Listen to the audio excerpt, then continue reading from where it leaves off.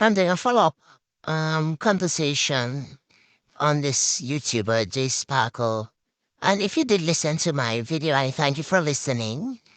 I said that she said something that resonated with me. And she said that she saw the signs and she chose to ignore them. And I think a lot of us, it's something that we would have done at one point or another in relationships that we would have been in. Welcome back to Food and Stuff. This side of YouTube, we talk about stuff.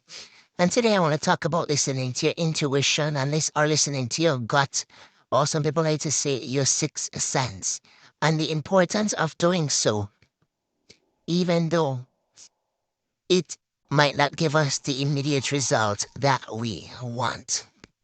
I saw this quote once. It says, trusting your intuition often saves us from disaster. And speaking in the realms of really dating and relationships, when you are seeking a mate, a soulmate, or a husband or a wife, a life partner, let us just say, there are things that you want that are important to you. We all want somebody who is honest and somebody who's kind. We want somebody who loves God and who respects and acknowledges that there is a higher being. And there are other little things you want to know that, but it's not really little things, but you notice that they're inconsistent in keeping in their word, so that they're very inconsistent and they're not very reliable. And when you meet somebody new, you never really ask, you never have big ask of them. You ask them for the list of things. And if you notice that they're not consistent, that is something that is going to create problems in your relationships. As I said in my previous video, that I looked at the guy and sometimes she would be having conversations with him. He's always being very comical. And that's one of the things for me as a woman in her 30s is very, very frustrating. One of the things also for me that's important, and this is me listening to my gut, and these are things that I would have learned from years of experience, is that you need somebody who is going to value and respect your opinion. They don't necessarily have to agree with it, but it is your opinion, so they are going to respect it. I am not rich by any means. I wish I was rich. I'm hoping to get rich. I met a gentleman recently, and we're having a conversation, and I told him like I don't have a car and I don't own my own home, and these are things that I would like to have. But with capitalism, it is killing me, and it is making it very difficult if you don't have like a good start, or you don't have have rich parents or supportive parents, or you don't have a good job. And even if you have a good job, you just can't afford these things.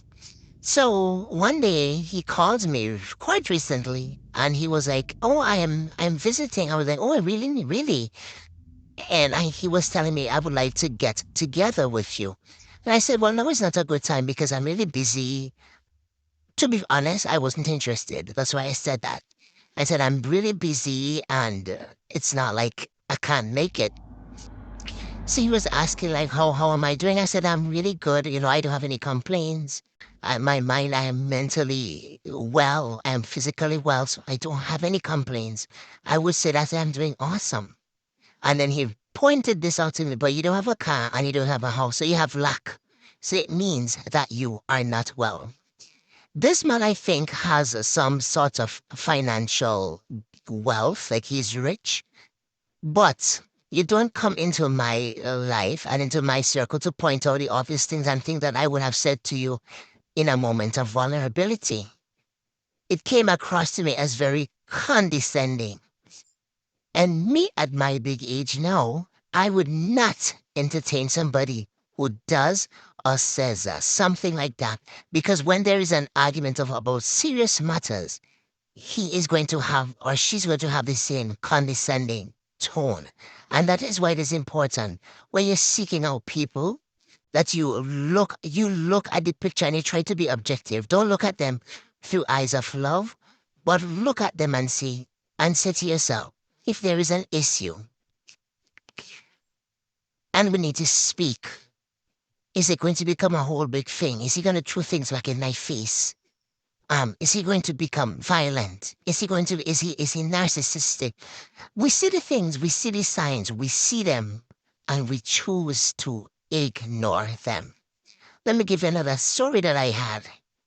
I was talking to a guy once, and I am very generous. I'm generous with my time. I'm generous with my resources. That is how I am. I like to give because always say you don't lose by giving. That's number one. And if I like you, let me genuinely like you, and me and you have vibe, and we go for lunch and we go for dinner, I'm not going to always expect you to pay. And by the same token, you're not going to always expect me to pay. And if I go out, and I'm always thinking of people like if I go out and I'd be like, oh, I know she's gonna like that. Oh, I know he's gonna like that. I am going to get it for you because I know you like that.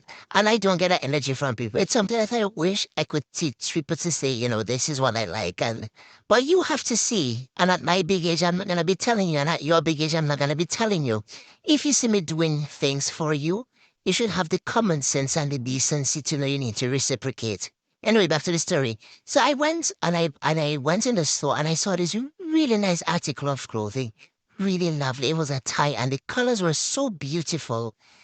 Is it called iridescent? I think that's what it's called when you, according to how you angle to see like different colors. And I bought it and it was pretty expensive. That was probably like over $100, I believe. It was pretty expensive. And it is a tie it doesn't have anyways. And I tell him, I said, put it in a nice bag to make it as a gift. And when me and this individual had a falling out, this and the teller you bought for me, I'm going to bring it back for you. You see, for me, that is a huge listen. That is not even a red flag. That is a huge trampoline. That is something that I cannot ignore because it goes to show your character as a person. So, my ladies and gentlemen, whoever is listening to my voice today, sometimes it is hard that you're thinking that time is running out and not meeting the person, and I'm going to settle. And I feel that is one of the worst things that we could do as single people is that we settle. It's as if you're saying, I don't deserve better. And when you see, the other thing is the flip side to that is when you see people who know what they want and they wait and they finally get it, it kind of inspires you. True, it really does. So I'm telling you today to listen to your gut. If your gut is telling you that this is not what you want, you're not going to be happy. Listen to your gut. Because oftentimes we live to regret the tale. And we wish that we could go back in time and change things. But we can't go back. We could only forge our way forward and we could learn from our mistakes. So I hope you have a wonderful day. Thank you for listening. Toodles. Bye.